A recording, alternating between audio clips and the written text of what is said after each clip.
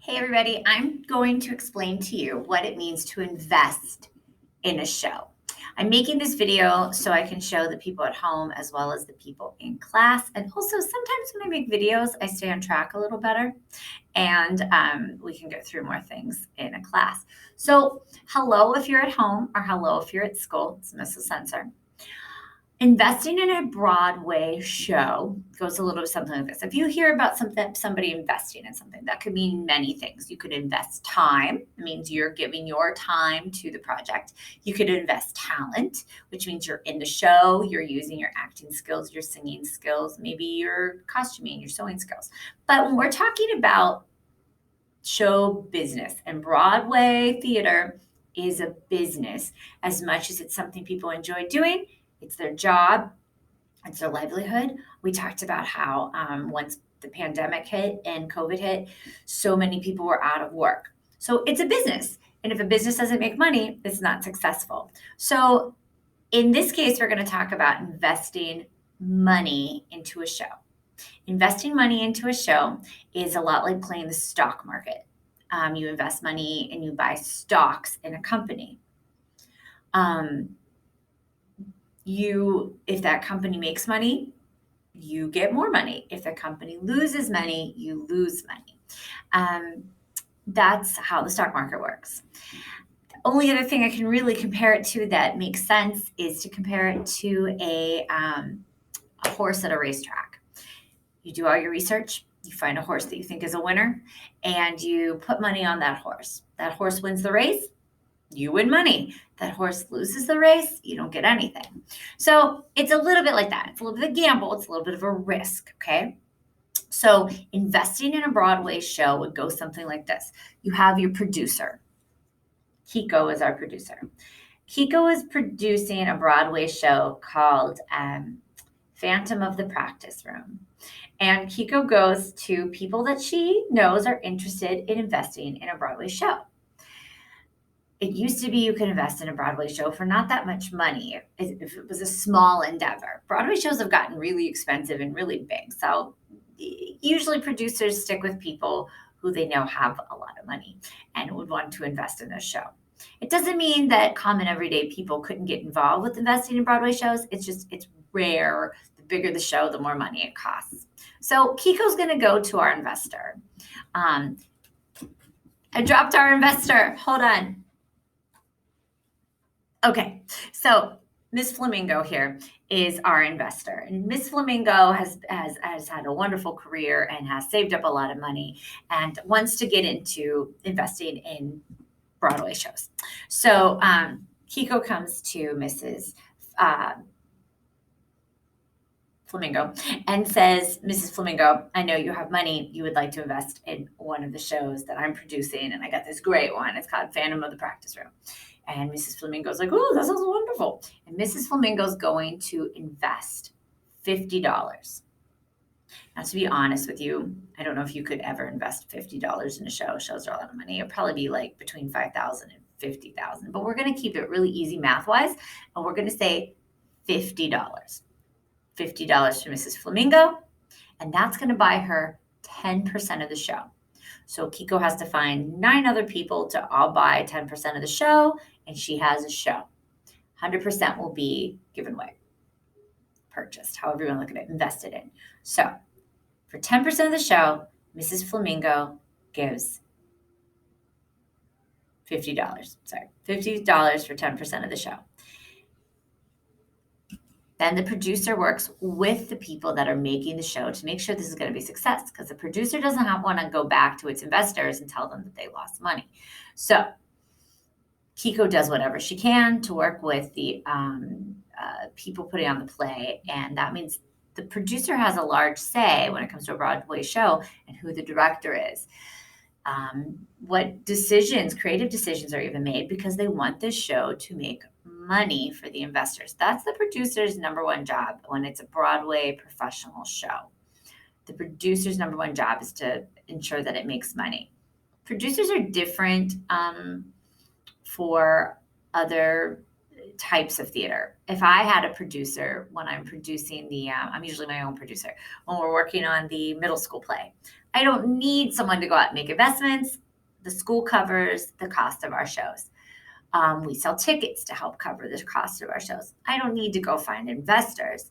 But what I would need a producer for sometimes at a unprofessional, I don't say unprofessional, like it's not like skilled. I mean, unprofessional as in we're not trying to make money. We're a nonprofit organization. So a producer at a volunteer level would be there to call around and get donations for costumes or props, or talk to members of the community about maybe putting an ad in the program. That's the kind of thing that a producer at the high school level doing the musical, middle school level when we do a show, the Wrights Theater. A producer is more of someone who organizes volunteers and community members to get involved or to find items that are needed. But this is at the professional level. If we're talking about Broadway, that's as professional as it gets. And the number one job of a producer is to find money to pay for the show. Okay, so the producer helps hire the director. The director in our case, we're going to call him Frank, is Frank. I love how it's trying to focus so hard. All right, we'll focus on Frank here. All right, Frank is a seasoned director. Frank has done a lot of good shows, and Frank just won 2 Tonys in the last 5 years. So Frank is like red hot right now at directing shows. He signs on to direct Phantom of the Practice Room. Everyone can't wait to see the latest thing that Frank has created, and they know it's going to be a huge success. Okay, so Frank does the show. Everyone wants to see it. Everyone does see it. It's the hottest ticket on Broadway. We get about a month into things. Time to pay some bills. Got to pay for everything. You got to pay paychecks to the actors. You got to pay for the costumes, the people that made the costumes. You got to pay for the materials. You got to pay for everybody that was making sets and painting sets, the people that are there to put on makeup every night, obviously the actors. You got to pay the director. Frank gets money. You got to pay for the people selling tickets. You got to pay for the people handing out programs. You got to pay the water bill, the electric bill. You got to pay to replace the light bulbs and all those fancy lights that Frank's using.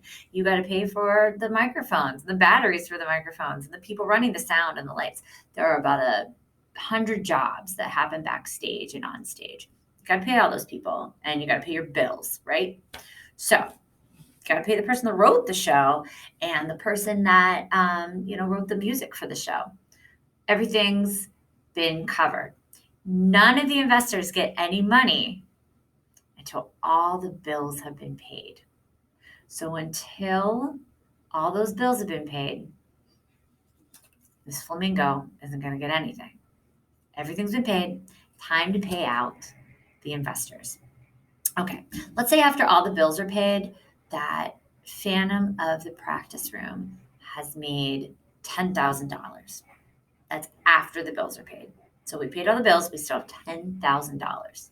Well, 10% of $10,000 is $1,000. Miss Flamingo, Kiko's going to give Miss Flamingo $1,000, which is great because Miss Flamingo only gave Kiko $50. So she has made $950 by investing in this show because the show was successful and made money. Yay, Mrs. Flamingo. Mrs. Flamingo is now going to take a nice vacation to the Bahamas and be happy. Good investment, Mrs. Flamingo. Good job, Kiko. Another successful show. Okay, not all shows are successful. Who knew?